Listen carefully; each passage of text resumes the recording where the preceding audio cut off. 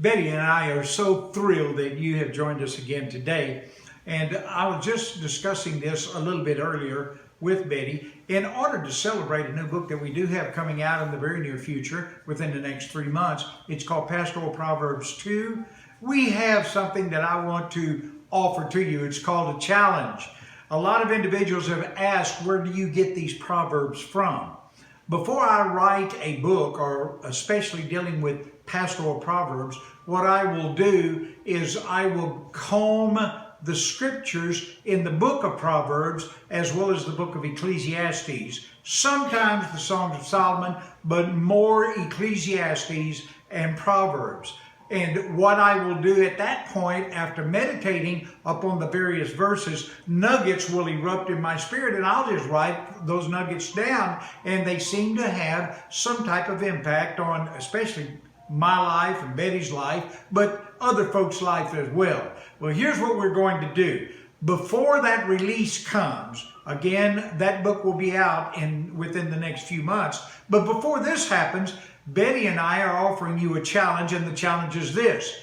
We're going to go through 24 of the entire roster of nuggets that we do have, or 25. I'm pretty sure it'll be around 24. That'll be 3 sets of 8 in these within the next week, these 3 sessions.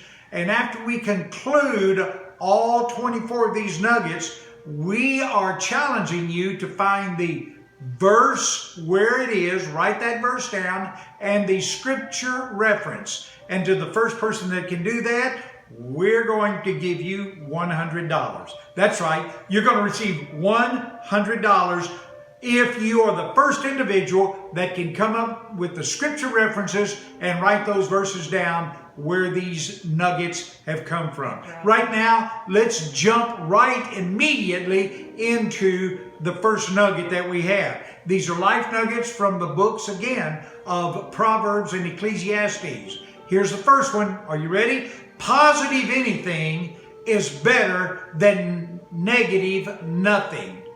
Positive anything is better than negative nothing. Okay, let's move on to the next one.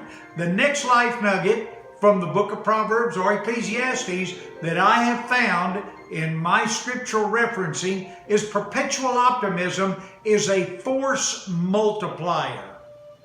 Perpetual optimism is a force multiplier.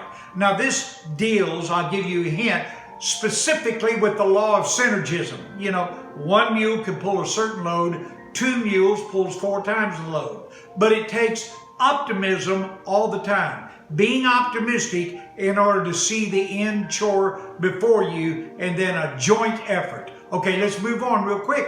I'm going to try to get 8 of these nuggets into your hands today. Here's the next one. Excellence unveils the spiritual wealth of the world to others. Your excellence, I should put, unveils the spiritual wealth of the world to others. Do you realize how within you are literally skill sets and abilities that the world is longing for? I wish I could exhort that, but I have to move, or exhort concerning that, but I have to move forward real quick because I got to get 8 of them into your hands. Here's another life nugget. Don't be pushed around by the fears in your mind, but be led by the dreams in your heart.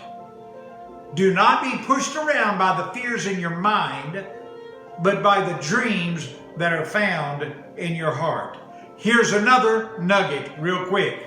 The prerequisite to all success in your life is, number 1, understanding the issue, and number 2, acquiring the wisdom to handle it.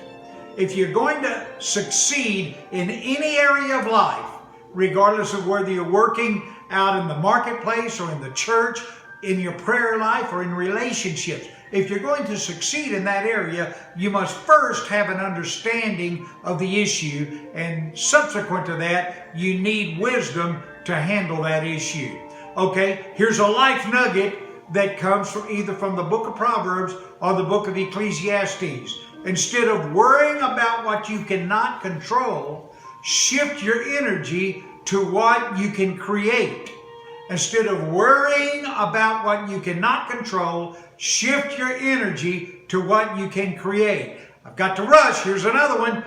If you want to fly, you have to give up what weighs you down. If you want to fly, you have to give up what weighs you down. This is the final nugget for today. Your past is a place of reference.